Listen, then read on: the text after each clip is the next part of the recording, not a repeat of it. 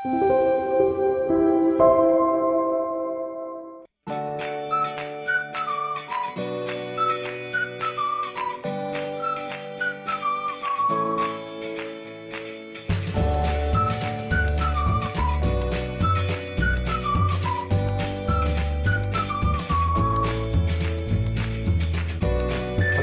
이주방 노무사라입니다. 안녕하세요. 네. 살짝 긴장이 됩니다. 마이크도 있고 카메라도 있기 때문에 항상 뭐 강의는 요즘 많이 다니긴 합니다. 여러 군데도 다니고 어제도 다녀왔고요. 저번 주에도 다녀왔고 하는데 카메라만 있으면 제가 좀 울렁거리는 면이 좀 있습니다. 여러분께서 좀 양해해 주셨으면 좋겠고요. 네. 저는 2011년도부터 노무사 생활을 시작했습니다. 2011년도에 노무사 합격을 해가지고요. 지금까지 지금 노무사 생활을 하고 있습니다. 제가 넘기겠습니다. 네. 그래서 원래 학부 때는 이제 법학을 전공을 했었고요. 네. 그리고 이제 지금은 석사 과정 끝내고 지금 박사 과정으로 공부하고 있는데요. 되게 스펙트럼이 좀 다양하다고 생각하시면 될 것 같습니다. 저는 이제 법학을 전공해서 법학으로 끝까지 이제 가시는 분들도 많이 계신데, 저는 일하는 게 처음 업무를 맡은 게 보통 노무사들 생각하시면, 이제,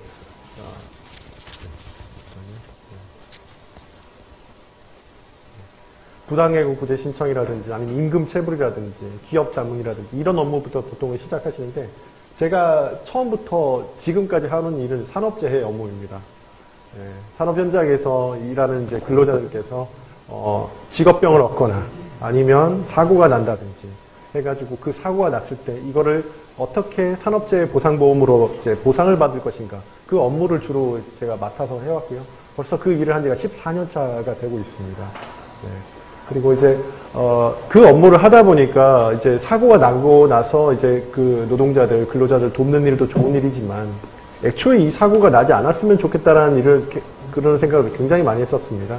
그래서 이거를 예방하는 것이 무엇보다도 중요하다라고 생각해서 산업안전 쪽을 제가 공부를 했고요. 그리고 석사 과정을 마치게 되었고요. 지금은 제가 박사 과정에서 지금 공부를 하면서 이 업무를 또 맡아서 하고 있습니다. 그래서 밑에 보시면 아시겠지만 이제 근로복지공단에서 지금 업무상 질병 판정하는 위원으로도 위촉돼가지고 근로복지공단에 가서 판정하는 업무도 맡고 있습니다. 그래서 여러분들 만약에 산재 신청하시면 저를 보실 수도 있고 안 보실 수도 있는데 아마 저는 이제 경인지역판정위원회 위원이기 때문에 저를 아마 안 보실 것 같습니다. 서울 지역에 계시기 때문에. 네. 어쨌든 뭐 업무로서 노무사를 만난다는 건 좋은 일은 아닙니다. 일로서 만나거나 가족들로서 만나거나 이렇게 하시는 건 별로 좋은 일은 아닙니다. 왜 그러냐? 우리 집안에 무슨 일이 있거나 아니면 나한테 무슨 일이 있거나 누가 해고를 당한다든지 임금 체불을 당한다든지 어떤 분이 뭐 산업재해를 당한다든지 아니면 병을 얻었다든지 그 중에 하나일 테니까 일로서는 저를 만나시는 건 좋은 일은 아니고 이렇게 가끔 가다가 교육으로서 얼굴을 한번 뵙고 인사드리는 정도면 충분하실 것 같다라는 생각을 많이 했습니다. 네. 그래서 오늘 할 거는 뭐 저번 시간에도 1시간 동안 강연을 뭐 하셨다고 저는 얘기를 들었습니다. 그래서 서울시 봉쇄산업의 현 주소 해가지고 지금 서울시에서 봉제산업에 대해서 아마 설명 많이 들으셨을 거고 지금 현업에도 종사하고 계실 텐데 그 내용을 좀 저도 살펴보고요. 그리고 이제 산업안전 쪽을 바라보는 노무사가 산업재해를 업무를 하는 노무사가 그런 조사 내용을 보면 어떤 걸 볼까라는 것도 한번 눈여겨보시면 좋을 것 같습니다. 그래서 그걸 토대로 이제 우리 봉제산업에서 발생할 수 있는 재해들이 어떤 게 있나 업무상 사고, 업무상 질병이 어떤 게 있을까 를 한번 살펴보시고 산재 처리에 오해하고 그 절차도 좀 알아보실 필요가 있습니다. 보통 사장님들께서 이제 산재 처리를 해준다라고 표현도 하시고 근데 산재 처리를 하게 되면 우리 회사가 굉장한 손해를 입는다라고도 생각하시는데 그게 정말일까 오해일까에 대해서도 제가 좀 더 설명을 드릴 거고요. 그 다음에 그 처리 절차는 어떻게 되고 어떻게 하면 산재 승인을 받을 수 있고 어떤 절차로 진행되는지도 한번 보고요. 그래서 그걸 살펴본 다음에 이제 법에서 규정하는 이제 노사의 역할에 대해서 근데 법에서 규정하는 건 거의 다 전부 다 이제 사업주의 역할에 대해서 엄청나게 많이 규제를 하고 있습니다. 규범의 대상은 사업주의인데 산업안전보건법령 같은 경우에는 특이하게도 근로자의 의무도 규정을 하고 있습니다. 그래서 그런 규정이 어떤 것들이 있는지 한번 살펴보시는 게 이번 강의의 주요한 내용이 될 것 같습니다. 그리고 끝나고 나면 질의를 주시면 거기에 대해 답변을 드리는 걸로 강의를 마치도록 하겠습니다. 네. 서울시 봉제산업의 현 주소 한번 보시죠. 저번 시간에 아마 보셨을 텐데요. 네. 2023년 봉제업체 실태조사 결과 보고서, 한국패션산업협회에서 한 결과 보고서를 봤는데요. 이제 97년도 이제 외환위기 이후에 인력 감축을 통한 구조조정 과정에서 중견업체가 중소업체가 영세업체로 전환되면서 계속 소규모화되고 있다. 업체들이 이렇게 걱정됐다. 그리고 전국 4,400 업체를 대상으로 설문조사 해보니까 20인 미만의 이제 업체의 비중이 이제 97%에 나옵니다. 거의 대부분이라고 볼 수 있죠. 그 다음에 종사자 4인 이하 가족 생계형 업체의 비중이 83.9%에 달하고 5인에서 9인 사이가 9.5%라고 합니다. 4인 이하라고 한다면은 저희 같은 노무사는 딱 뭘부터 생각하냐? 근로기준법이 다 적용되지 않는 사업장이구나. 물론 실제로 이제 가봤을 때 근로기준법이 다 지켜지고 있는지 아닌지는 변론을 하고 이제 법에서 규정하는 이제 5인 이하 사업장들 같은 경우는 적용 안 되는 법들이 꽤 있습니다. 그게 적용되지 않겠구나. 또 하나 더 덧붙이자면 중대재해처벌법 같은 경우에는 5인 이상 사업장만 적용되게 되어 있습니다. 그렇기 때문에 4인 미만 사업장 이렇게 많은 숫자들은 적용이 되지 않는 사업장이다.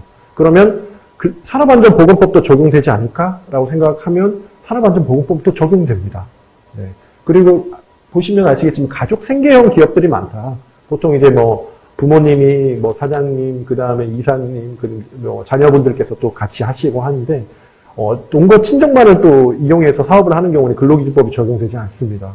그래서 그런 것들이 적용되지 않겠구나라는 것은 제가 이 이제 조사 결과를 보고 확인할 수 있었습니다. 마찬가지로 저 실태조사 결과 보고서를 보니까, 종로구, 동작구, 중구는 4인 이하 가족형 생기가 97%다. 영등포구, 강남구, 종로구는, 타 지역에 비해서 50인 이상 비중이 좀 높은 수준으로 나타난다라고 해봐야 몇 퍼센트 되진 않습니다, 사실은.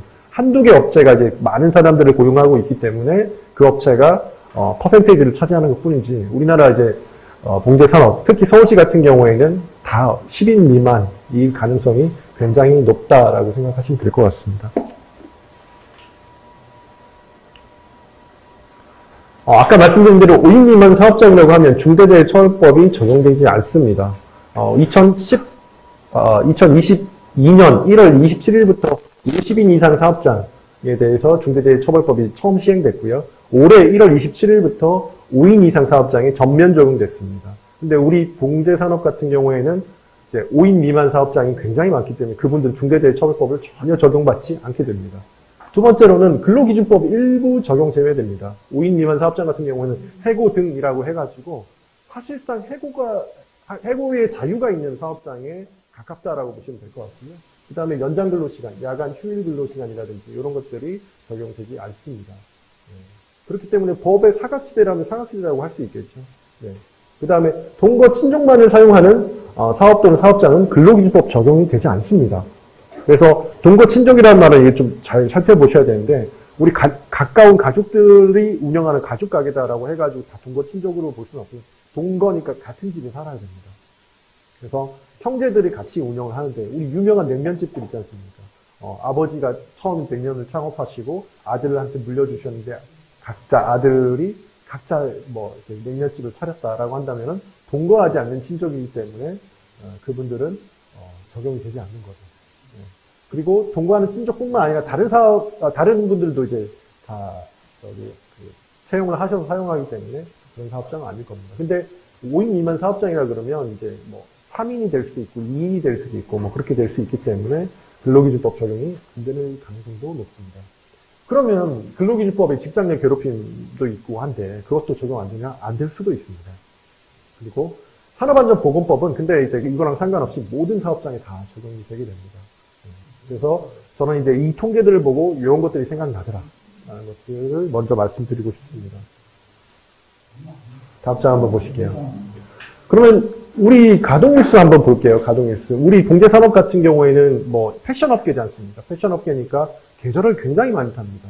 겨울에는 또 이제 두꺼운 옷들을 많이 준비하실 거고, 그리고 여름에는 또 얇은 옷들을 준비하실 건데, 제일 바쁘실 때가 봄, 가을입니다.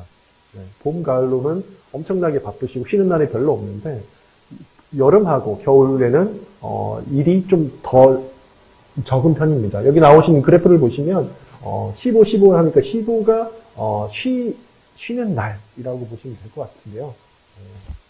저는 이걸 보고 이제 뭘 느꼈냐. 그럼 봄, 가을에는 일이 많아서 과로가 많으실 수도 있겠구나. 연장 근로가 많으실 수도 있겠구나라고 생각을 했고요. 그리고 여름, 겨울에는 온열질환은 좀 덜할 수도 있겠구나. 물론 사업장마다 다 상황이 다릅니다. 사업장마다 뭐 온열기기라든지 아니면 뭐 냉방기기라든지 이런 것이 다 구비가 되어 있지 않다면 뭐 그거랑 상관없이 여름에 덥고 겨울에 춥겠지만 날씨는 조금 영향을 그래도 적게 받을 수도 있겠구나.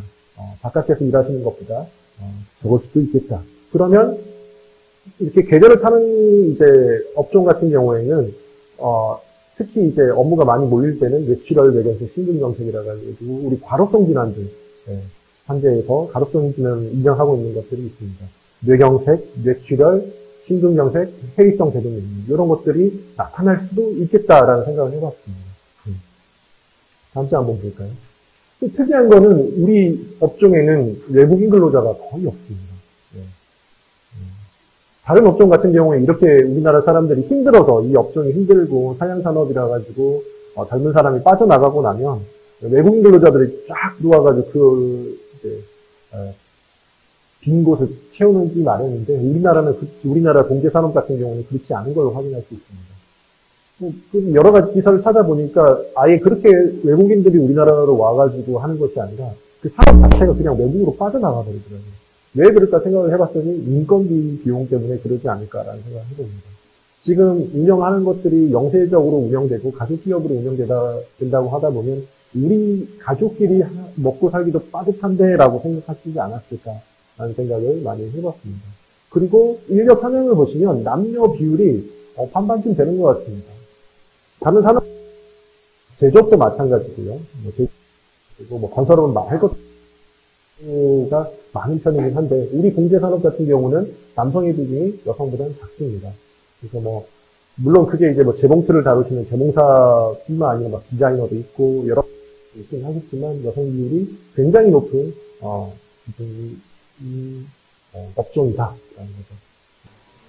우리 건설업 같은 경우하고 그 다음에 제조업 같은 경우는 외국인 근로자들께서 많이 오시는데 그분들이 한국어를 완벽하게 배우고 들어오시는 것이 아니기 때문에 그분들에 대해서 안전보건관리, 뭐 인사관리도 마찬가지고요. 여러 가지 관리하는 측면에 어려움이 많은데 우리 이제 봉제산업 같은 경우는 거기에서 좀 자유롭다라고 생각을 하시면 될 것 같습니다. 그 다음 한번 살펴보시죠. 우리 전국 이제 봉제산업 종사자 연령 분포입니다. 60대 이상이 30%, 36%를 차지하고 있고요. 50대가 43.7%, 40대가 12.6%입니다. 20대 이하, 30대 보시면 20대 이하, 30대를 보시면 채 10%가 되지 않습니다. 젊은 사람들은 다 빠져나가고 나이가 상대적으로 이제 있으신 연령대가 있으신 분들이 굉장히 많은 비중을 차지하는데요. 뭐 여러 가지를 뭐 이걸로 가지고 해석을 해볼 수 있을 것 같습니다. 첫 번째로는 젊은 사람들이 들어온다는 말은 힘든데 이제 임금이 낮은 편이다라고 생각할 수도 있습니다. 그러니까 진입 장벽이 어떤 의미로는 굉장히 높다라고 할 수 있겠죠. 두 번째로는 여기 숙련공들은 다른 직종으로 이직하기가 쉽지 않겠다라는 생각도 했습니다. 방금 보셨던 것을 이제 조금 더 해석을 해보자면 성수기와 비성수기가 굉장히 뚜렷한 직종이다. 계절적 업무이고 봄, 가을에 일이 많고 여름, 겨울에 비교적 일이 적다라는 걸 볼 수 있고요. 여름, 겨울로 일이 적다라는 거는 한편으로는 좀 다행이라고 볼 수도 있겠지만 일하는 사람 입장에서 또 일이 적으면 그것대로 또 걱정이 많죠. 외국인 근로자가 없다.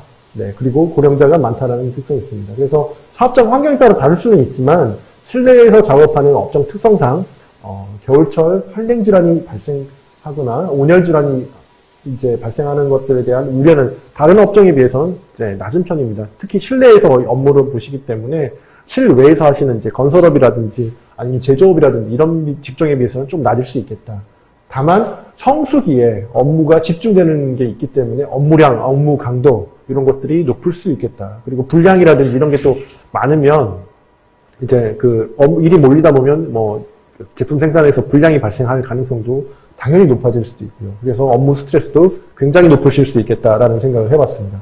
두 번째로는 외국인 근로자 비중이 낮아가지고 업무 관련해가지고 언어 장벽이 그렇게 높지는 않겠다라는 생각을 많이 했습니다.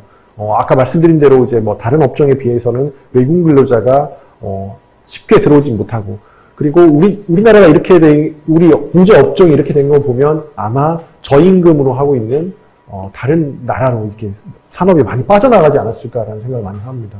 그 다음에 숙련공이 많고 종사자 연령이 높습니다. 숙련공이 많다는 얘기는 제품의 질이 높다는 얘기도 될 수 있지만 직업병이 많아질 수 있다라는 생각도 해봅니다. 5년, 10년 이렇게 일하시는 게 아니라 20년, 30년 동안 종사하시면서 계속 손가락 같은 자세, 같은 일을 계속 반복으로 하시면서 숙련도 많이 되고 프로페셔널해지시겠지만 한편으로는 그것 때문에 손가락이 아프다든지 팔꿈치가 아프다든지 어깨 그리고 뭐 목 디스크 이런 것들이 많다라고 볼 수도 있고요. 종사자의 연령이 높아짐에 따라서 자연스럽게 근골격계 질환들이 발생할 가능성이 높아지겠다. 그리고 아까 말씀드린 대로 업무가 확 몰리기 때문에 뇌심혈관계 질환도 좀 우려되지 않을까라는 생각을 해봤습니다.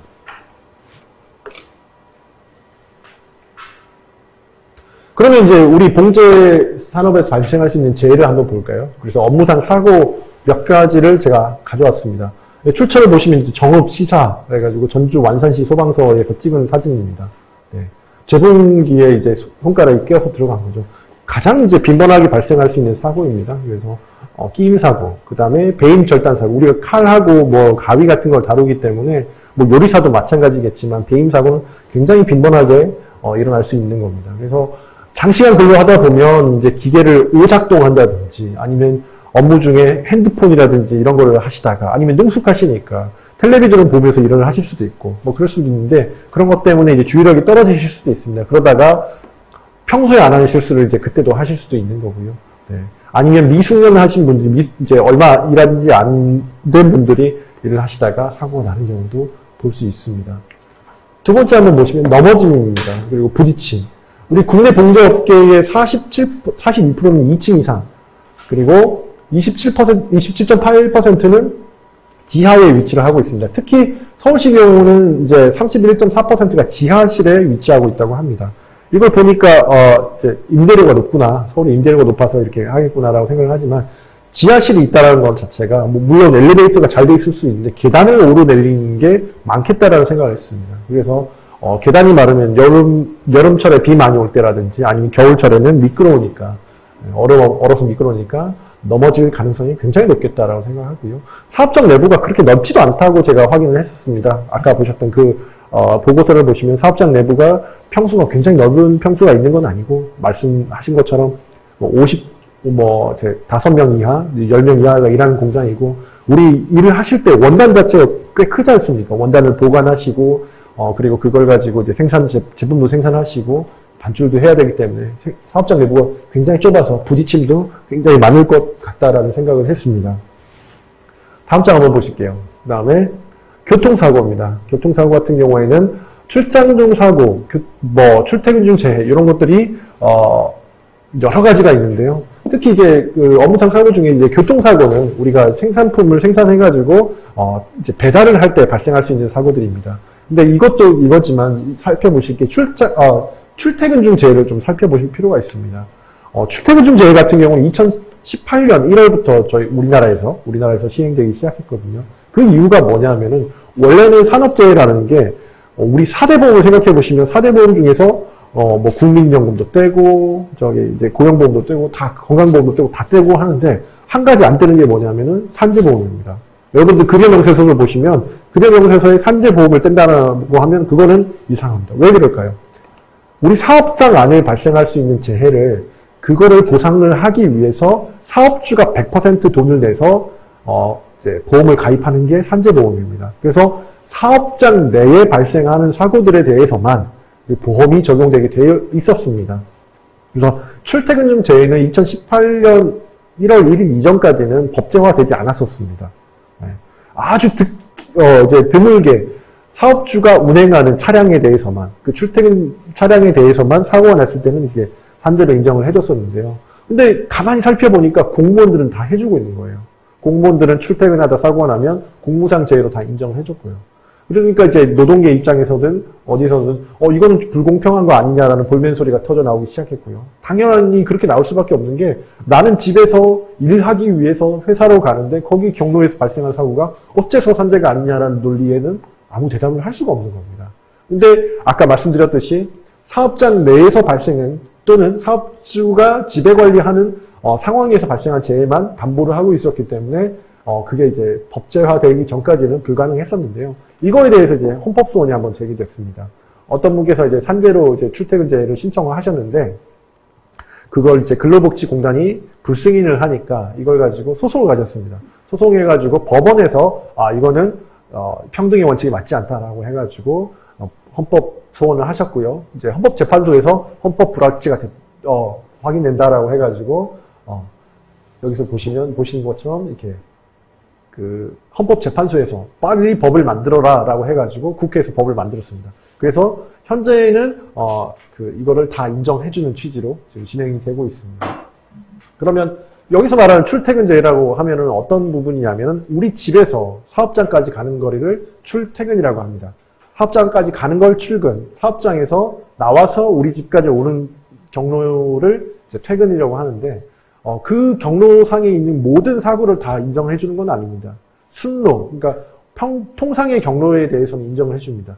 내가 우리 집에서 회사까지 가는 최단 거리이거나 또는 최단 시간이거나 그게 아니다 하더라도 내가 매일 다니는 길이거나 하면은 거기서 그 경로에서 발생한 사고에 대해서는 웬만하면 산재로 인정해 준다. 그러면 뭐 퇴근하다가 장을 볼 수도 있잖아요. 장을 볼 수도 있는데 퇴근하다가 장 보러 갔다가 사고가 난 경우에도 이 경우에도 산업재해 보상보험으로 처리하고 있습니다. 두 번째로 우리 어머니께서 아프셔가지고 병원에 입원하셨는데 퇴근하다가 어머니 좀 뵙고 이제 퇴근했다. 그 경우에도 사고가 난다면 산재로 처리해주고 있습니다. 그러면 내가 다른 이제 그 직장을 갖거나 아니면 내가 자기 개발을 하기 위해서 직업훈련을 받는다. 그럼 직업훈련을 받으러 갔다가 다시 집으로 가다가 사고 난 경우도 이 경우에도 인정을 해주고 있습니다. 아침에 제가 출근하다가 우리 아이를 어린이집에 데려다 주고 다시 출근하다 사고 났다. 이 경우에도 인정을 해주고요. 그리고 아침 우리 코로나 때 이제 예방접종 많이 했지 않습니까? 그죠? 예방접종을 하러 가다가 사고가 난 경우에도 이때도 인정을 해줍니다. 웬만하면 다 인정해주잖아요. 그럼 노무사님이 언제 인정을 안 해준다는 거예요? 예. 우리 법률 위반이 있는 경우는 인정하지 않습니다. 여기서 말하는 법률 위반이라는 것은 중앙선 침범, 그리고 무단횡단, 신호위반. 네.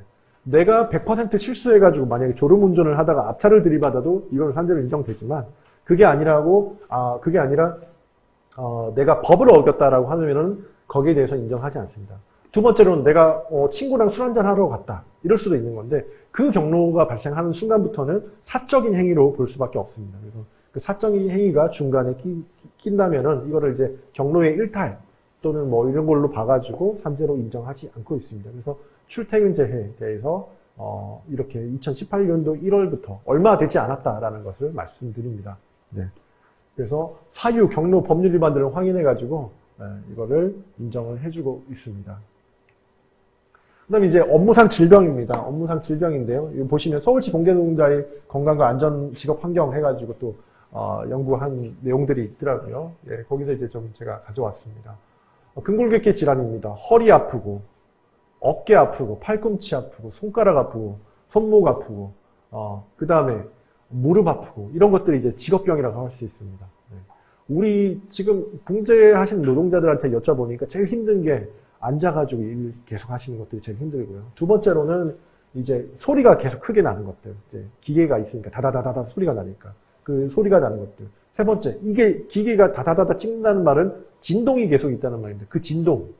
그리고 우리가 이제 그 섬유를 다루다 보니까 섬유에서 나오는 먼지들. 이런 것들이 제일 괴롭다고 하시는데 제가 봤을 때는 가장 많이 나올 만한 이제 질병이라고 한다면은 팔, 허리, 무릎, 어깨, 팔꿈치, 손목, 손가락 아프신 질병들이 굉장히 많이 나올 것 같습니다. 여기 보시면 92.4%가 팔이 아프다. 왜? 하루에 이제 2시간 이상 계속 이제 자세를 이렇게 해가지고 똑같은 자세로 계속 반복적인 작업을 하시거든요. 그렇기 때문에 목도 꺾여 있는 상태에서 이렇게 옆으로 보시면서 하시고 손가락은 손가락대로 힘을 주셔서 꽉 밉니다. 그래서 굉장히 팔, 상지가 아프실 가능성이 높다. 그 다음에 허리 같은 경우는 계속 앉아있기 때문에, 같은 자세로 앉아있기 때문에 힘듭니다. 물론, 이제 산재로, 이제 산업재해로 인정받기 위해서는 이거 말고도 뭐 중량물을 취급한다든지, 전신 진동이 있다든지, 뭐 이런 것들이 있어야 되는데, 그것보다도 이제 앉아있는 우리 근로자들도, 노동자들도 허리가 굉장히 아프거든요. 왜 그러냐면은, 의사 선생님이 그렇게 말씀하시더라고요. 제가 의사는 아니니까. 의사 선생님께서 말씀하시는 게, 지속적으로 이제 허리에 상처가 나고, 어떤 부위든 근육에 상처가 날 수는 있는데, 그 상처 난 부위에 적절한 이제 그 영양분과 산소가 공급돼야지만 거기가 자연적으로 치유가 되고 그 부분이 튼튼해지는데 가만히 앉아 있으면 그 산소 공급이 안 된다고 하더라고요. 그래서 계속 오래 앉아 있으신 분들이 좋지 않은 자세로 오래 있으면 당연히 허리가 안 좋아질 수밖에 없습니다. 그 다음에 무릎 같은 경우 보시죠. 하루에 총 2시간 이상 쪼그리고 앉거나 무릎을 굽힌 자세에서 이루어진 작업이라고 되어 있습니다. 무릎이, 여러분들 이제 그 계단 내려가 보시면 올라갈 때가 무릎 아프세요? 내려갈 때 아프세요? 당연히 내려갈 때가 아픕니다. 그래서 올라갈 때는 무릎이 좋아지는 거죠, 사실. 무릎보다 이제 허벅지 근육이 더 커지고 그 주변 근육이 좋아지면서 무릎이 더 튼튼해지는 이제 게 있기 때문에 뭐 의사 선생님들도 이런 걸 권장하는 겁니다. 그렇죠? 권장하는데 내려가는 건 어떻습니까? 무릎에 직접적인 충격을 줍니다. 그래서 웬만하면 제가 다른 데 강연 가가지고 이제 계단이 많은 직종이 있거든요. 뭐 지하철을 청소하신다든지 뭐 그런 분들이 있기 때문에 그분들한테 말씀드릴 때는 웬만하면 에스컬레이터를 타시라. 웬만하면 엘리베이터 타시라. 내려갈 때는. 올라갈 때는 웬만하면 걸어 올라가시라. 오히려 건강이 좋으니까. 숨이 턱까지 차더라도 그게 낫다. 네. 그게 좀 더 건강하게 지내실 수 있는 방법이다라고 말씀드리는데 이것보다 더 안 좋은 게 뭐냐면 쪼그려 앉는 겁니다. 네. 무릎을 계단 내려가는 것보다 더 안 좋은 게 쪼그려 앉거나 무릎을 꿇고 하는 거예요. 근데 이제, 여기서 이 사진만 봐서는 제가 잘 모르겠습니다. 사실 근데 무릎을 쪼그리고 앉은 상태에서 계속 장시간 있다고 한다면 무릎에 좋을 수는 없습니다. 네. 그 다음에, 제가 저쪽에 이제 질병명을 적어놨어요. 병명을 적어놨는데요. 허리 같은 경우는 요추 추간판 탈출 등 이렇게 됐습니다. 요추 추간판 탈출 또는 추간판, 탈출이라든지 아니면 수액 탈출증이라든지 이런 병명들 같은 경우에는 실제로 이제 업무 때문에 허리가 악화돼서 나올 수 있는데요. 근데 저거 말고 이제 추간판 팽윤이라는 병이 있습니다. 그 팽윤이라는 병은 원래 본인이 타고났던 병입니다. 그래서 병에 따라서 이게 실제로 내가 일 때문에 허리가 안 좋아지거나 악화됐을 경우도 있는데, 근데 어떤 병 같은 경우에는 내가 일 때문에 허리가 아프긴 하지만 실제로는 이거 원래 타고난 병일 수도 있습니다. 두 번째, 경추 추간판 탈출 등 돼 있습니다. 경추도 마찬가지로 우리 1번 경추부터 7번 경추까지인데 보통은 이제 자세 때문에 안 좋아지시면 6번, 7번, 5번, 6번 이쪽이 안 좋아지시거든요. 이것도 마찬가지로 추간판 탈출 같은 경우에는 직업병 내지 퇴행성 병으로 볼 수 있는데 그게 아니라 이게 팽윤이다 하면 원래 타고났던 병이 그때 당시 발견됐다라고 보시면 되고요. 팔 외상감염입니다. 팔꿈치 아프신 것들. 팔꿈치 외상감염 같은 경우에는 비교적 6개월에서 1년 정도 짧은 기간만 일을 하셔도 나을 수 있습니다. 이게 다른 병명으로 테니스 엘보, 골프 치다가 뒷땅 치시는 분들, 이런 분들 나올 수도 있는 병이고요. 그 다음에 무릎 같은 경우 반월상 연골파열. 아까 말씀드린 대로 무릎 꿇고 있거나 쪼그리고 앉거나 계단 많이 내려가거나 하면 올 수 있는 게 반월상 연골파열입니다. 근데 이제 반월상 연골파열 말고 십자인대 파열 이런 거 있지 않습니까? 그런 것들은 외상 때문에 오는 질병입니다. 그래서 외상 질병하고 이렇게 직업성 질병으로 올 수 있는 것들하고는 구분이 되어야 된다라는 것을 설명을 드립니다. 아까 말씀드린 대로 중량물 취급, 반복 작업, 부적절한 자세 및 고정된 자세, 그리고 장시간 근무, 장기간 종사에 따른 누적. 그러니까 장시간 근무하는 것도 좋지만 우리가 1, 2년 하신 분들이 아니에요. 이 업무를 봉제업에 종사하신 분들이 짧으면 10년이죠. 길면 20년, 30년도 종사하신 분들이기 때문에 그 일을 30년 동안 하시면 아무래도 이게 똑같은 일을 계속 반복하시기 때문에 팔, 어깨, 허리, 무릎이 안 좋아지실 수 있고요. 또 개인 질환이 계속 가속화가 될 수 있다. 평상시에 보통 일반 업무를 하시는 분들보다 질병의 진행 속도보다 더 빨라지는 거죠. 그렇다고 본다면 이게 직업병으로 볼 수도 있을 겁니다. 그리고 이제 진동이 계속 오지 않습니까? 우리 드르륵 소리가 나고 이제 계속 진동이 오기 때문에 진동 때문에 오는 질병들이 있습니다.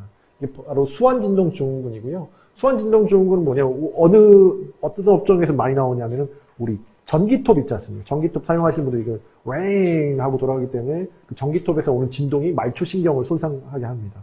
또는 이제 우리 차감기 하시는 분들, 드드드드 하면서 차감기 하시는 분들이 신경을 손상하게 합니다. 그래서 그런 진동들이 우리 이제 업종에서도 발생할 수 있기 때문에 수환 진동증후군을 해가지고 이런 병들이 올 수 있고요. 레이노 증후군은 수환 진동증후하고 유사한데 그거하고 이제 조금 더 앞서 나가는 건데요. 심리적 변화나 추위 같은 게 있으면 손가락 색깔이 확 변하는 겁니다. 손가락 색깔이 변합니다. 하얗게 변합니다. 새하얗게 변하고 색조 변화가 있고 이제 혈관 수축이 오면서 굉장한 통증을 일으키고요. 이 수환진동증후군이나 아니면 레이노 증후군 같은 게 이제 참 안 좋은 병인 게 뭐냐면은 치료가 안 됩니다. 낫질 않습니다. 낫지 않는 병이기 때문에 영구적으로 가는 경우고 한 40대, 50대 때 이 병을 얻었다. 그러면 80대, 90대까지 계속 가는 병입니다. 좋아질 수가 없는 병이기 때문에 이런 질병들이 좀 무서운 질병들이죠. 물론 다 이렇지는 않습니다. 다 이렇지는 않고 많이 오시지도 않는데 그리고 이런 수환진동증후군이건 레이노 증후군이건 이 업무 때문에도 올 수 있지만은 우리 그 류마티스 내과 있지 않습니까? 류마티스 때문에 유사한 병들이 오기도 합니다. 그렇기 때문에 정확한 진단을 좀 받아야 의사 선생님한테 가가지고 류마티스 내과에 가가지고 이 병이 뭔지 정확하게 진단받을 필요가 있다. 그래야지 이걸 치료를 하든 약을 먹어서 통증을 줄이든 뭐 이런 방법을 찾을 수 있을 것 같습니다. 그 다음에 이제 아까 말씀드린 대로 이 업무 자체가 계절적인 업무입니다. 그래서 봄, 가을에 업무가 확 몰리고 겨울하고 여름에 조금 일이 덜어집니다. 근데 일이 몰릴 때가 뭐냐면은 우리 흔히들 말하는 과로성 질환이 발생할 가능성이 있긴 있습니다. 근데 이거를 의사 선생님들한테 가서 이 병이 과로 때문에 왔습니까? 개인 질병입니까? 라고 의사 선생님들한테 여쭤보면 의사 선생님들은 이거는 개인 질병입니다 라고 말씀하시는 경우가 굉장히 많습니다. 왜요? 의학적으로는 구분이 되지 않습니다. 이게 그 과로 때문에 온 건지. 근데 의사 선생님들은 보통 뭐라고 말씀하시냐면 고혈압 있고 고지혈증 있고 당뇨 있고 그리고 술 많이 드시면 이런 병이 빨리 옵니다 라고 말씀하시고요. 우리 뇌가 여기 있는데 뇌에 이제 그 혈관에 꽈리가 생길 수 있거든요. 그 꽈리가 계속 부풀어 오르다가 터지면 언젠가는 뇌출혈이 되는 거예요. 언젠가는 터지면 그게 뇌출혈이 될 수도 있거든요. 그래서 이거는 타고나는 병이다라고 말씀하시기도 해요. 근데 이제 그러면 이걸 인정 안 할 거냐라고 했을 때 우리 이제 법에서 그렇게 정한 거거든요. 이런 어느 정도의 과로가 있다고 한다면은 그 과로 때문에 생긴 걸로 하자라고 해가지고 사회적 합의가 만들어진 게 있습니다.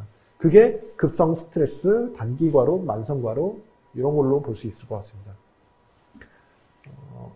급성 스트레스 같은 경우에는 어떤 내용이냐면 발병 전 24시간 이내에 업무와 관련된 급격한 스트레스가 있는 경우입니다. 우리 택시 운전하시는 기사들 같은 경우에는 그런 분들 있죠. 뭐 동전을 던진다든지 취객에 멱살을 던진다든지 택시 노동자 같은 경우는 그런 일을 겪습니다. 아니면 그 고객 응대 근로하시는 이제 뭐 콜센터라든지 은행 창구에서 일하시는 분들 같은 경우는 고객이 욕설을 한다든지 아니면 그런 경우도 있었어요. 뭐 총을 들고 오고 공기총 같은 거 왜냐면 돈하고 얽혀져 있으니까 그런 경우도 있었는데 그런 업무를 겪는다든지 아니면 이런 표현에서 그렇지만 한참 후배인 직원이 바락바락 대들니까 혈압이 확 올라가시는 경우도 있습니다. 그렇게 해가지고 급격한 스트레스를 받은 경우, 업무와 관련돼서 이거 있거나 아니면 발병 전 일주일 동안 평소보다 업무량, 업무 책임, 업무 강도 이런 것들이 30% 이상 늘어난 경우가 있습니다. 어떤 경우냐면 갑자기 감사가 나온다든지 갑자기 발주량이 늘었다든지 그래가지고 평소에는 6시에 끝나칠 거를 그때부터는 이제 10시, 11시까지 일을 하게 되는 거죠. 평소라고 하는 건 발병 전 12주 동안을 기준으로 합니다. 아니면 만성적으로 발병 전 4주간을 보니까 64시간 일하는지 아니면 12주 동안 평균 60시간 일하는 노무사님 요즘 세상에 52시간제인데 60시간 일하는 데 있습니까? 예, 생각보다 많습니다.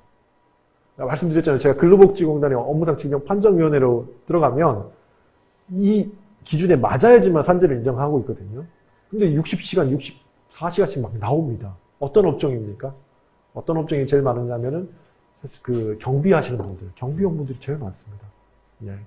왜냐면 아파트 경비원 생각을 해보시면 우리 뭐 새로 이제 만들어진 신축 아파트 이런 데에서는 업체가 들어오기 때문에 52시간을 꼭 지키려고 하는데 조금 오래된 이제 구축 아파트들 가보시면 그분들이 12시간 맞교대 내지 24시간 맞교대를 하세요. 그럼 평균을 내보면 이분들 근로시간이 하루에 70시간 가까이 된다. 일주 평균 했을 때. 굉장히 많은 근로를 하시는 거죠. 제일 안 좋은 게 뭐냐면은 교대 근로, 제조업에서 교대 근로, 아니면 육체적 노동이 큰 업무, 밤샘 근로가 많은 경우입니다. 근데 우리 이제 봉제업종 같은 경우에도 이제 봄하고 가을로 일이 몰려버리면 그 정도로 일이 많을 수도 있겠다라는 생각이 들긴 하더라고요. 네. 그래서 산재 처리하는 거를 좀 생각을 해보시면 산재 처리에 오해가 좀 있을 수 있습니다. 산재 신청이 이제 회사에 손해를 준다라고 생각하시는 사업주분들께서 굉장히 많으세요. 내가 억울해서 왔다. 우리 이 사람 말고는 여기서 아프다는 사람 한 명도 없었고 앞으로도 없을 거고 이 사람 사고 치고 나가가지고 괜히 나 이제 힘들게 하려고 산재 신청하는 거다라고 막 근로복지공단에 찾아오시고 업무상 질병판단위원회에 찾아오시고 막 노무사도 저 같은 노무사한테도 찾아오시고 이 사람 어떻게 했으면 좋겠습니까? 하고 막 화가 막 나가지고 오시는 거예요. 실제로 손해가 발생할까요? 사실 그렇지도 않아요. 네. 이런 거 대비하려고 보험 들어놓는 거잖아요. 우리가 실비보험 들어놓듯이 산재보험을 들어놓는 거는 우리 사업장에서 이렇게 사고가 나거나 누가 아프거나 할 때 그걸 보험 처리를 하려고 하는 거거든요. 노무사님 이거 그러면 보험금 올라가지 않습니까? 우리 자동차 보험도 올라가던데요? 네, 올라갈 수 있습니다. 다만 상시 근로자 30인 미만인 사업장 같은 경우는 안 올라가요. 안 올라가게 했습니다. 근데 우리 봉제업계는 어떻습니까? 30인 미만 근로자들이 대부분입니다. 90 몇 %입니다. 그래서 웬만하면 올라갈 일도 없다라는 거죠. 두 번째, 산재가 승인되면 노동청에서 조사받는 거 아닙니까? 신고돼가지고. 네, 산재보험은 어디서 처리합니까? 옛날에는 노동부에서 처리했어요. 지금 고용노동부로 되기도 전, 90년대 초반까지. 네, 노동부에서 보험금을 지급했거든요. 근데 그 이후에 근로복지공단이 만들어지면서 근로복지공단이 공무수탁 상인이라고 봐야 되나요? 공공기관에서 하는 거죠. 이 사람들은 수사기관이 아닙니다. 산재가 발생하면 산재가 발생했는지, 이게 업무상 사고인지 업무상 질병인지만 확인하는 거죠.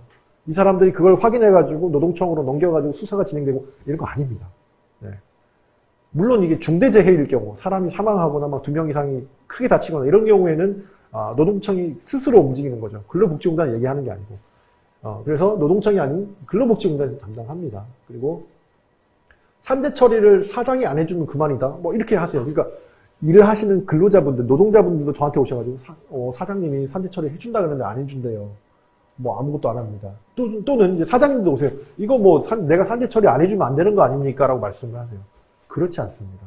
산재 처리라는 거는 산재를 처리한다는 거는 근로복지공단이 판단 주체입니다. 이거는 내가 사장님이 해주고 안 해주고의 문제가 아니고요. 근로복지공단이 산재면 산재인 거고 사장님이 이게 산재 맞습니다. 아무리 주장해도 근로복지공단은 이거 산재 아닙니다. 하고 하면 산재가 아닌 겁니다. 네. 그렇기 때문에 사장님이 해준다 안 해준다의 문제가 아니다. 일단은 쉽게 생각하면 근로복지공단이 보험사인데 보험금을 지급할지 말지는 보험사가 결정을 하는 거지 사장님이 하는 게 아니다. 그리고 이럴 때 업무상 질병이 발생하거나 업무상 사고가 발생했을 때를 대비해서 들어놓는 보험이 산재보험이다라고 생각을 하시면 될 것 같아요. 다음 장 한번 보실까요? 그러면 이제 처리 절차는 어떻게 되냐? 일단은 명확하게 진단이 먼저 나와야 돼요. 나 허리가 너무 아파요. 이거 직업병 산재 신청할 수 있을까요? 허리가 아프시면 병원에 가보셔야 돼요. 일단은. 네. 우리가 아픈 거를 병원에 가는 이유는 뭡니까? 정확하게 진단받아서 그 진단에 맞게 치료를 받기 위함이잖아. 그래서 정확한 진단을 받아야지 근로복지공단에서도 이렇게 진단을 받으셨구나를 확인을 합니다. 그리고 산재로 된다는 거는 업무상 질병 또는 업무상 사고하고 업무하고의 인과관계가 있다라고 얘기할 수 있는데 근데 병명이 확인이 안 됐는데 인과관계를 할 수가 없잖아요. 원인을 알 수가 없으면 결과도 알 수 없는데 결과가 되는 이제 병명을 확인 안 했는데 어떻게 원인을 따질 수 있겠습니까? 그죠? 네. 두 번째, 이렇게 만약에 진단을 해가지고 진단서가 나왔다. 그러면 사업장 관할 근로복지공단에 제출을 합니다. 그럼 사업장 관할 근로복지공단에서 이게 산재가 맞다 아니다를 양쪽 얘기를 다 들어봅니다. 근로자 측, 그러니까 신청인 측 주장하는 내용, 그리고 반대쪽에서 보험가입자라고 합니다. 여기서는 보험가입자인데 사장님이죠. 회사 사장님의 얘기도 들어보고 양쪽 얘기가 다 맞으면 이게 사실이겠구나 생각할 거고, 그죠? 그리고 CCTV가 있다면 더 정확할 거고. 근데 이쪽 얘기하는 거 다르고 저쪽 얘기하는 거 다르면 양쪽에서 사실 조사를 한 다음에 나름대로 판단을 합니다. 그래서 그걸 가지고 성실한 조사가 이루어진 다음에 판단을 하게 되는데요. 업무상 질병 같은 경우에는 역학조사를 하거나 아니면 업무 관련성 평가를 합니다. 역학조사는 뭐냐면 우리 폐암 아니면 뭐 악성 중피종 아니면 뭐 백혈병 이런 것들이 있을 때는 지금 당장 업무 때문에 발생하는 병이 아니거든요. 10년 전, 15년 전, 뭐 길면 20년, 30년 전에 업무 때문에 지금 직업병이 발생하는 거라서 거기에 대한 이제 조사를 하는 것이 역학조사고요. 업무 관련성 평가는 허리 아프고 무릎 아프고 어깨 아프고 팔꿈치 아프고 손목 아프고 이런 것들이 얼마나 어떤 일을 하시길래 이렇게 아플까를 확인하는 게 이제 업무 관련성 평가입니다. 그거 이후에 요거를 조사한 내용을 전부 다 취합해서 이제 업무상 질병 판정위원회로 넘기면 거기에 전문가들이 모입니다. 거기에 이제 보통은 이제 의사 선생님 4분, 그러면 이제 직업환경의학과 선생님 2분, 그 다음에 각 이제 뭐 신경외과라든지 아니면 정형외과 선생님 2분, 그리고 법률 전문가가 이제 2명 들어갑니다. 변호사, 노무사, 이런 분들이 오셔가지고 거기서 이제 다수결로 결정하게 됩니다. 맨날 10년 전, 25년 전 뭐 이런 경우에는 업무상 질병 판정위원회가 없었을 때는 뭐 선생님 한 분이서 이게 직업병이 맞습니다, 아닙니다 그렇게 판정했었는데 좀 더 객관성도 담보하고 그리고 전문성도 담보하기 위해서 그렇게 위원회로 구성돼가지고 위원회에서 결정을 하게 됩니다. 그래서 그렇게 되고 나면 업무상 재해가 맞다 아니다 그 결정이 나오게 됩니다. 그러면 이제 뭐 사장님이 도와주셔야 되는데 어떻게 그 도와주는 게 어느 범위냐 이런 것들이 있을 수 있고 사장님이 도와주지 않아요 이렇게 하시는 분도 있습니다. 보시면 산업재해보상보험법 제116조를 보시면 사업주 등의 조력 이렇게 해가지고 아예 법으로 만들어놨습니다. 사업주는 이럴 때 도와줘야 됩니다 라고 해가지고 보험급여를 받을 사람이 사고로 보험급여 청구 등을 절차를 행하기 위해서 곤란한 상황이 되면 사업주는 이를 도와야 한다라고 하고 있습니다. 근데 이게 좀 애매합니다. 뭐 도와주는 게 어떤 건데요? 어디까지가 도와주는 겁니까? 없는 사실을 만들어내서 거짓말하는 게 도와주는 겁니까? 절대 그렇지 않습니다. 있는 그대로의 사실만 얘기하시는 게 도와주는 거고요. 없는 사실은 말씀 안 하시는 게 도와주는 겁니다. 딱 그 정도까지만이고요. 그리고 뭐 서류를 써서 내야 됩니까? 아니요. 써서 주시면 더 좋지만 그게 아니더라도 있는 그대로만 말씀해 주시는 게 조력의 전부라고 할 수 있을 것 같습니다.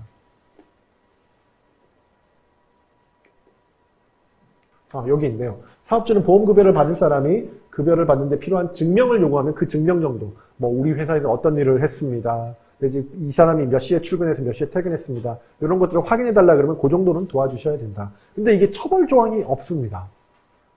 사업주의 조력 의무는 있지만 이걸 도와주지 않았다고 해가지고 처벌이나 과태료하는 조항은 없습니다. 그게 조금 맹점이라면 맹점일까라고 생각할 수 있습니다. 근데 반대로 얘기하자 보면 도와줘야 되는데 안 도와줬다고 나를 과태료를 줘? 처벌을 해? 그것도 이제 선이 명확하지 않은 것도 좀 있습니다. 이건 좀 앞으로 이제 보완이 되어야 되지 않을까, 제도적으로. 그렇게 생각을 하고 있습니다. 그러면 이제 법에서 규정하고 있는 이제 노사의 역할이 있습니다. 노사의 역할이 있는데 그 중에서도 산업안전보건 법령상에 사업주의 의무가 돼 있습니다. 우리 근로기준법이든 어디든 간에, 네. 근로기준법이든 어디든 간에 우리 노동관계 법령에서는 사업주의 의무를 전부 다 규정하고 있습니다. 사업주의 의무. 근데 특이하게도 요 안전보건관계 법령에서는 딱 두 조항에 대해서 근로자의 역할도 강조를 하고 있습니다. 왜 그러냐? 근로자가 따라주지 않으면 사업장이 안전해질 수가 없습니다. 근데 그래서 먼저 사업주의 의무를 한번 살펴보시고 두 번째로는 근로자의 의무 한번 보시죠. 사업주 등의 의무 해가지고 사업주는 근로자의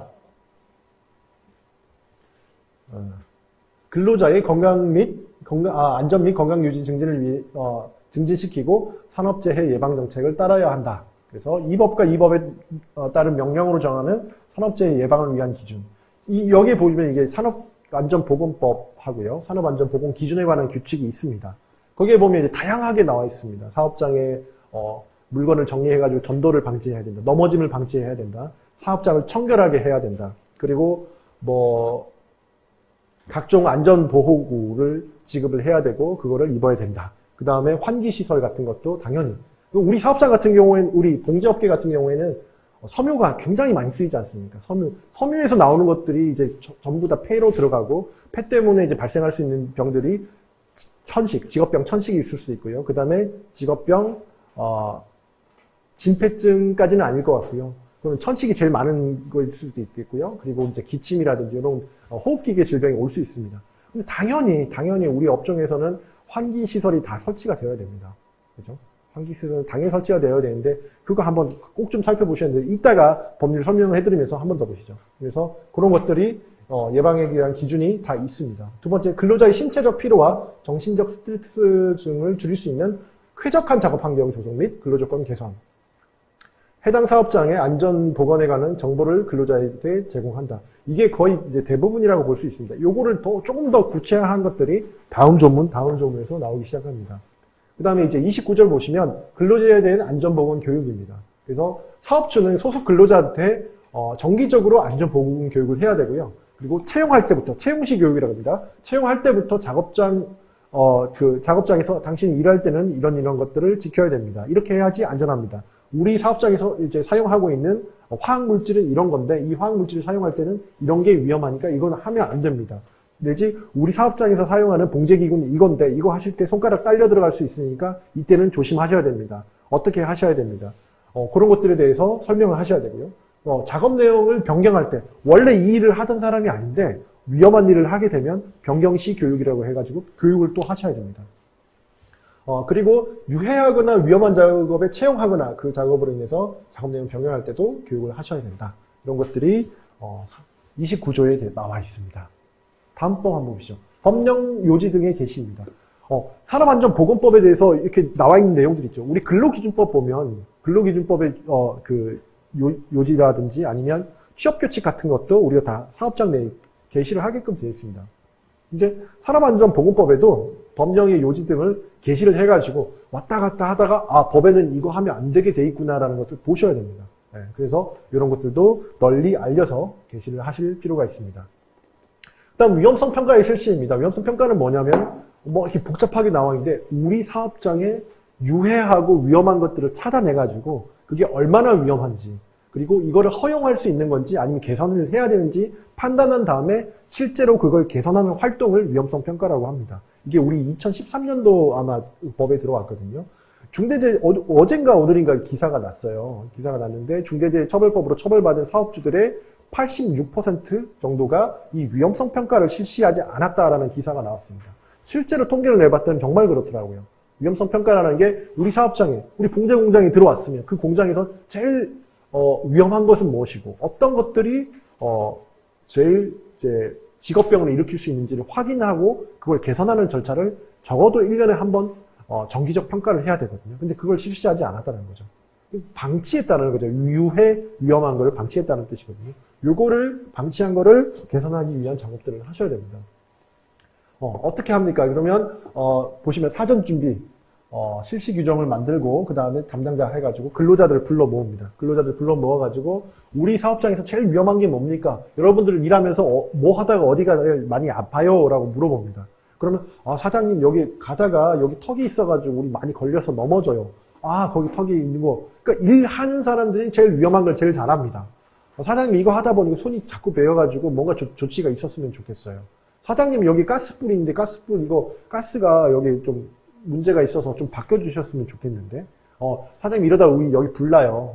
그러니까 우리 봉제 공장이니까 섬유가 많으니까 여기 우리 하다 보면 목이 카실카실하고 아프고 기침이 계속 나요. 우리 환풍기 좀 설치해 주세요. 그렇게 얘기 나오는 것들. 또 뭐 있을 수 있습니까? 여기가 통로가 너무 좁아가지고 어깨에 계속 걸려가지고 부딪혀요. 내지 우리 계단이 너무 미끄러워가지고 계단에 이제 여름철에 비 오거나 겨울에 눈 오고 나면 우리 여기 계속 넘어져요. 뭐 그런 것들을 계속 근로자들한테 수집하는 거죠. 그걸 가지고 이거는 가만히 두면 그럼 놔둬도 되겠네. 또는 여기에 뭐가 있습니다. 안전표지를 붙이셔도 되겠네. 뭐 그런 것들을 결정한 다음에 실제로 그 대책들을 실행을 해야 된다는 거죠. 네. 그 다음에 그거 실행하고 끝나냐? 그게 아니라 우리 근로자 다 불러 모아서 우리 식구들 불러 모아서 우리 이거 위험하다 그래서 이거 바꿨어. 앞으로는 이렇게 하세요. 라고 이렇게 말을 해주고 우리 환풍기 이제 새로 설치했으니까 일하기 전에 먼저 틀어놓고 일 다 끄고 나면 환풍기 끄고 그러고 나갑시다. 그렇게 얘기를 하고 하기 전 후로 교육도 하고 의견도 듣고 해야 된다는 거죠. 그 다음 장 한번 보시죠. 실제로 위험성 평가를 하면 이런 식으로 나온다라고 생각하시면 될 것 같습니다. 그래서 공장에 소화기가 적절히 비치되고 있는가. 그리고 섬유가 많으니까 화재 나면 이제 끝장입니다, 사실은. 그죠? 그래서 적절하게 사람들 보이는 곳에 입구에 소화기 표시가 돼가지고 소화기가 잘 돼 있는가. 그 소화기가 한 달에 한 번씩 진짜로 실제로 잘 되어 있는지, 충전은 잘 되어 있는지, 작동을 하는지 확인을 하고 있는가. 그런 걸 보는 거고요. 중량물 취급, 우리 뭐 원단이라든지 이런 게 굉장히 무거울 수 있습니다. 5kg 이상 되고 막 10kg, 20kg가 되는 거 있어요. 이거 취급할 때 허리가 아프고 막 그럴 수 있잖아요. 그런 경우에는 산업안전보건 기준에 관한 규칙에 보면 근로자들한테 이게 무겁습니다라고 알려주게끔 되어 있고요. 이거 할 때 조심히 잘 들어야 됩니다. 이거 말고도 딱 붙어서 들어야지 허리가 안 아픕니다. 이런 것들에 대해서 교육도 하게끔 되어 있습니다. 그렇게 잘 되어 있는지 확인하고.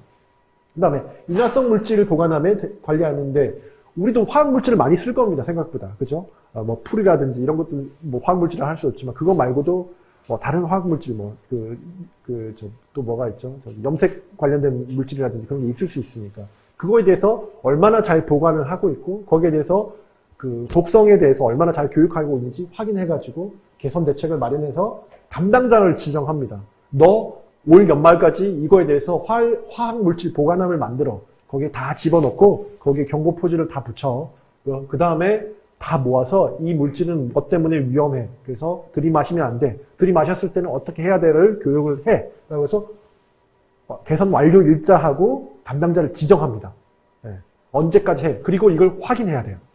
했어? 그래야지. 이게 계속 개선이 되는 거잖아요. 이걸 적어도 1년에 한 번씩 해야지 우리 공장이 조금 더 안전해지는 겁니다. 그리고 이제 안전보건 표지 설치 부착입니다. 네. 요거는 제가 지하철에서 직접 찍었습니다. 잘 돼 있길래. 네. 저기 5호선, 제가 7호선에서 찍었습니다. 화장실 갔는데 오수 펌프실 이렇게 돼 있어요. 그리고 나서 여기는 들어가서 혹시 모릅니다. 오수 펌프이고 하니까 거기 질식 사이 위험이 있으니까 질식 위험 공간이라고 표지를 잘 붙여놨습니다. 그 다음에 안전수칙. 이게 뭡니까? 우리 사업장에 있을 때 혹시라도 위험할 수 있는 것들에 대해서 안전표지를 부착하게 되어 있습니다. 계단을 내려가는데 머리에 부딪힐 수도 있어요. 그러면 머리 부딪힌 위험 표지를 붙여놓는다든지. 그런 것들, 간단한 것들부터 해가지고, 저는 제 방 앞에 붙여놓는 게 뭐냐면은, 이동간 휴대폰 사용 금지를 붙여놓습니다. 왜? 이렇게 보고 가다가 부딪힐 수 있으니까. 제가 제 스스로 안 하게 하려고 그걸 붙여놨습니다. 그런 식으로 해가지고, 사업주는 유해하거나 위험한 장소, 시설 등에 대한 경고, 비상시에 대처하기 위한 안내 또는 뭐 이런 것들을, 기호, 그림, 글자 등으로 나타낸 표지를 붙여야 된다라고 해가지고 법에서 아예 규정을 하고 있습니다. 그 다음에 안전조치 이런 것들 뭐 폭발성, 발화성, 인화성 물질에 대한 위험, 뭐 기계기구, 그 다음에 전기, 열 이런 거에 대해서 안전조치를 해야 된다. 요거에 대한 처벌 조항이 좀 꽤 셉니다. 7년 이하의 징역입니다. 우리 회사에서 만약에 사고가 발생해서 사람이 사망했다 그러면 이 조항을 가지고 처벌하게 될 겁니다. 근데 이거보다 더 무서운 게 뭡니까? 중대재해처벌법입니다. 네. 요거는 7년 이하의 징역인데 중대재해처벌법은 1년 이상의 징역입니다. 1년 이상의 징역이라면 무기징역 전까지는 간다. 그럼 최대 징역 20년에서 30년까지도 올라갈 수 있는 게 중대재해처벌법이다. 생각하시면 될 것 같아요.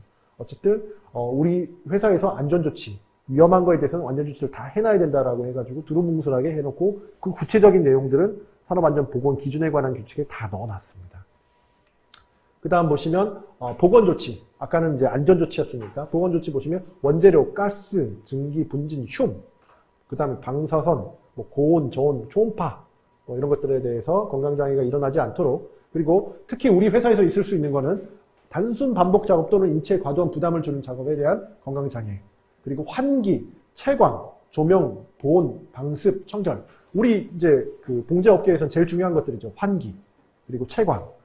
밝아야 됩니다. 일단은. 네, 밝아야 되고요. 그 다음에 조명, 보온, 방습. 당연하고요. 방습도 우리 섬유를 다루기 때문에 방습도 잘 돼야 되고요. 청결 등을 적정 기준 유지하거나, 만약에 이걸 안 해가지고 건강상의 장애가 나타난다라고 한다면은 이걸 가지고 처벌할 수도 있을 겁니다. 그 다음 사업주의 작업 중지입니다. 만약에 진짜 위험할 것 같으면 멈춰야 돼요. 그죠? 사업주가 산업재해가 발생할 급박한 위험이 있을 때는 즉시 작업을 중지시키고 근로자를 대피시키는 등의 조치를 해야 됩니다. 네. 최근에 여기 플랜카드도 붙이지만 아리셀 사고가 있었죠. 네.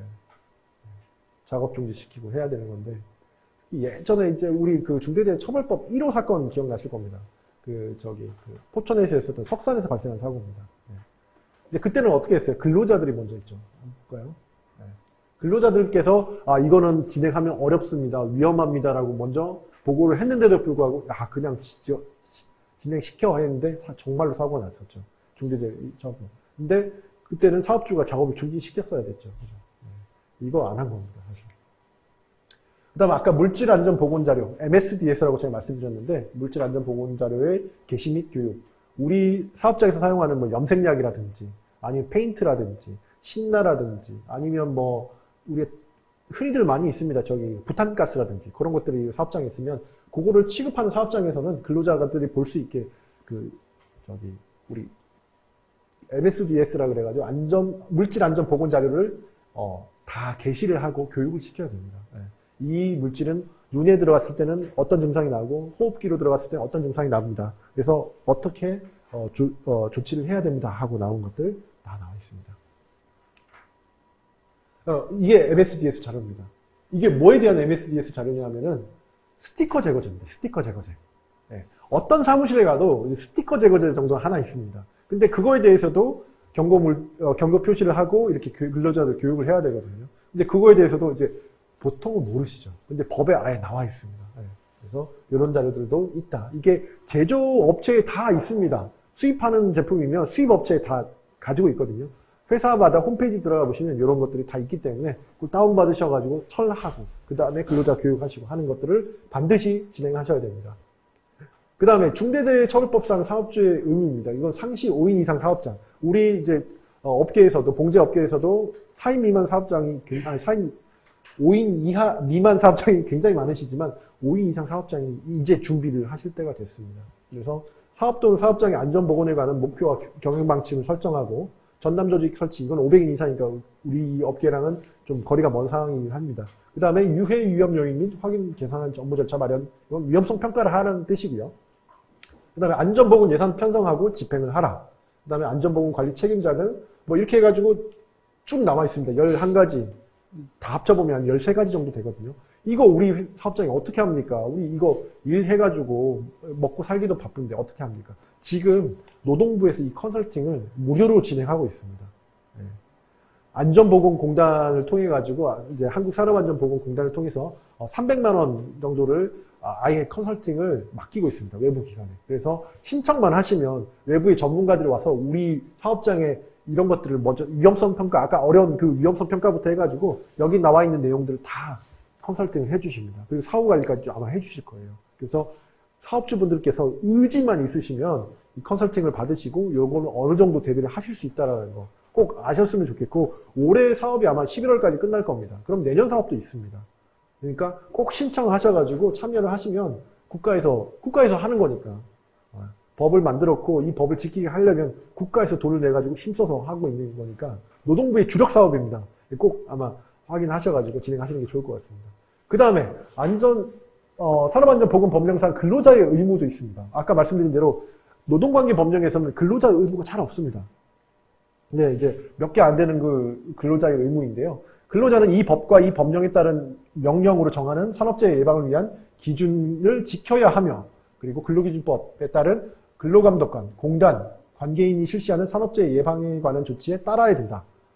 네, 안전하자고 하는 거니까, 당신 목숨 지키고 당신의 안전을 지키고자 하는 거니까 제발 좀 따라오세요 라고 해가지고 아예 법에 넣어놨습니다. 그 다음 40조 보시면 근로자의 안전조치 및 보건조치의 준수, 근로자는 제38조, 제39조에 따라서 아까 보여드렸던 안전조치, 보건조치죠. 네. 사업주가 한 조치로 고용노동부령으로 정하는 조치사항을 지켜야 된다. 법에서 하는 걸 지켜라 라고 나와 있습니다. 그 다음에 아까 말씀드렸던 위험성 평가입니다. 위험성 평가에 대해서는 근로자가 꼭 참여를 하셔야 됩니다. 우리 사업장에서 위험한 것들은 누가 제일 잘 알고 있습니까? 우리 일하는 노동자들, 근로자들이 제일 잘 알고 있습니다. 그렇기 때문에 사업장에서 이거 위험합니다, 사장님이라고 얘기할 수 있는 사람은 근로자죠.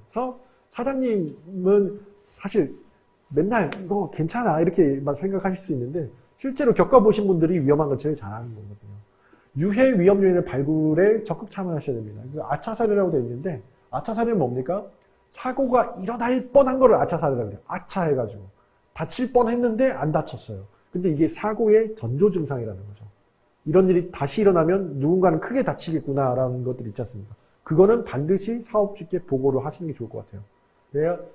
그러고 나서 이제 거기에 대한 조치가 있어야지 나처럼 다칠 뻔한 게 아니라 다치는 사고를 예방할 수 있는 거니까요. 그죠? 그 다음에 위험성 평가 중에 안전대책에 대해서 적극적인 의견을 계세요. 아, 이거 위험한데요, 사장님. 아, 그럼 뭐 이렇게 그냥 바꾸면 되는 거 아니야?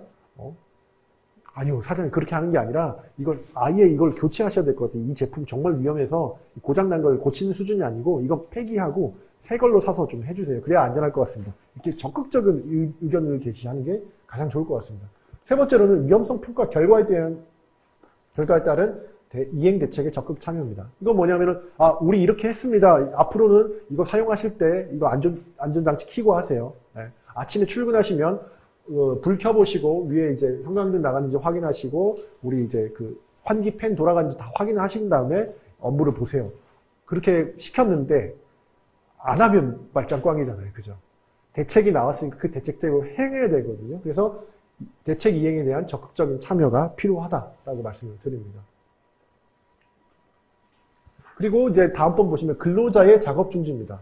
아까 사업주가 이제 이건 안 됩니다 했을 때 중지하세요라고 명령할 수 있는 권한이 있다면 근로자한테도 그런 권한이 있습니다. 보시면 근로자는 산업재해가 발생한 급박한 위험이 있는 경우는 작업을 중지하고 대피할 수 있다. 아까 말한 것처럼 그 석산에서 사고가 날 때 이거 못하겠습니다 하고 딱 그만두고 나올 수도 있는 권리가 있었어요. 근데 아마 그걸 잘 모르셨을 것 같아요. 네. 대피할 수 있고요. 대피한 근로자는 지체 없이 이제 관리감독자 또는 이제 상급자한테 빨리 얘기하는 거죠. 이거 이렇게 해가지고 사고 날 뻔했습니다. 큰일 났습니다. 라고 얘기하면 일단 중지하고 나서 관리감독자 등은 보고를 받으면 안전 및 보건에 관해서 필요한 조치를 해야 되고요. 그리고 이게 별게 아닌데 막 그러는 거 아닙니까? 이렇게 물어보시는 분이 있어요. 노무사님, 이거 근로자들이 별게 아닌데 위험하다고 막 해가지고 일 안 하고 그 막 노사의 협상 카드로 쓰려고 이렇게 하는 거 아닙니까? 보시면 그럴 수도 있겠죠. 그럴 수도 있는데 근로자가 믿을 만한 합리적인 이유가 있을 때, 합리적인 이유를 가지고 이렇게 했을 때는 거기에 대해서 해고를 한다든지 징계를 한다든지 아니면 뭐 다른 걸 못하게끔 아예 돼 있어요. 이거 무서워가지고 못하시는 분들도 있어요. 괜히 내가 얘기했다 찍히는 거 아니야? 그런 분들 계세요. 괜히 말했다가 눈에 나는 거 아니야? 왜? 나는 이 자리가 너무 소중하거든요. 그죠? 내가 여기서 일을 해가지고 번 돈으로 우리 가족들이 생활하는 게 너무 소중하니까 그 위험해도 위험하다고 얘기를 못하는 거예요. 근데 그러지 마시라고요. 네, 웬만하면. 그래야지 내가 살고 우리 직원들도 안 다치고 우리 회사가 그래야지 잘 운영이 되는 거니까 사고 나면 우리 회사 문 닫는다라는 생각을 가지시고 일을 하시는 게 가장 좋을 것 같습니다. 그래서 일단 첫 번째로는 안전보호구 착용. 어떤 일을 하시든 우리 사업장에 별게 아닐 수도 있는데 우리 천장에 천장등 갈잖아요. 그죠? 어떤 사업장에도 천장등은 갑니다. 네, 천장등은 가는데 천장등 갈 때 올라가실 때는 사다리를 이용하시고 사다리를 누군가 한 명 꼭 잡아주시게끔 이렇게 하시고 올라가실 때는 사업장에 안전모 하나 정도는 구비하셔가지고 안전모 쓰고 올라가시는 거예요. 네, 그래서 천장등 갈고 내려오시고 특히 봉제산업 같은 경우는 밝은 데서 일을 하셔야 되니까 천장등 갈 일이 꽤 많을 것 같아요. 물론 이게 되게 반영구적으로 쓰면 LED로 다 교체하면 제일 좋지만 그건 또 비용이 많이 드니까 네, 그런 게 제일 좋고요. 두 번째로는 안전보건 교육에 꼭 참여하시는 게 좋습니다. 아까 법으로 아예 교육을 하게끔 되어 있는데 그 교육을 들으실 때는 뭐 들어봐야 뭐 하나 뭐 다 핸드폰이나 켜놓고 이러지 마시고 교육 잘 들어보시고 이게 다 나한테 필요한 내용이다라고 생각하시면 되고요. 비상조치훈련도 하게끔 되어 있습니다. 중대재해처벌법에 따라서. 그래서 그 비상조치훈련이 사람을 살리는 훈련이에요. 우리 뭐 뉴스에 나오잖아요. 심폐소생술 해가지고 사람 살렸다. 그런 내용들 다 연습을 한번 해보시고요. 그리고 마지막으로 이동 시 휴대전화 사용을 지양해야 된다. 이거 뭐냐면은 아까 말씀드린 출퇴근제라든지 핸드폰 보고 가시다가 사고 많이 나요. 왜? 앞을 안 보시니까. 어느 정도 술 취한 거랑 똑같은 거예요, 사실은. 앞을 안 보시고. 거기다 이어폰까지 다 꽂고 가시거든요. 좀 이동간에 보시면 물론 우리 계단도 마찬가지고 잘 위험하지만 출퇴근하실 때도 마찬가지고 오토바이 이런 배달하시는 분들이 굉장히 많이 늘었지 않습니까? 배달하시는 분들이 굉장히 안전하게 운전하시는 분이 있는 반면에 그렇지 않은 분들도 꽤 많거든요. 위험합니다. 그리고 요즘에 킥보드 많이 타시잖아요. 네. 얼마 전에 FC 서울에 있는 어떤 그 선수도 타다가 그죠? 네, 문제가 있었습니다. 네. 그 킥보드라든지 안 보면 피할 수가 없어요. 네. 안 보이는데 어떻게 피합니까? 네. 그리고 이제 양쪽 귀에 다 꽂고 계시는데 웬만하면 한쪽은 빼라고 말씀드려요. 왜? 요즘 전기차들 워낙 많지 않습니까? 전기차들 윙 소리가 나는데 양쪽 귀에 음악 듣고 있으시면 윙 소리 못 듣고 발등 밝힐 수도 있으니까. 뭐 그것만 있나요? 요즘 하이브리드 차도 저속에는 이제 거의 다 전기로 갔네요. 네. 그래서 이동 시에 이제 휴대전화 지향합니다. 그래서 여기 보시면 핸드폰 무거운 것이다 이게 빠집니다. 네. 누군가 한 명이 우리 일을 하다가 다치면 우리 가족이 운영하는 그 자동차가 바퀴가 하나 빠진 거랑 똑같아요. 앞으로 갈 수가 없습니다. 네. 그래서 굉장히 신경 쓰셔야 된다. 네. 혹시 강의 내용은 여기까지고요. 질문 있으시면 질문 주시면 제가 답변 드리는 시간.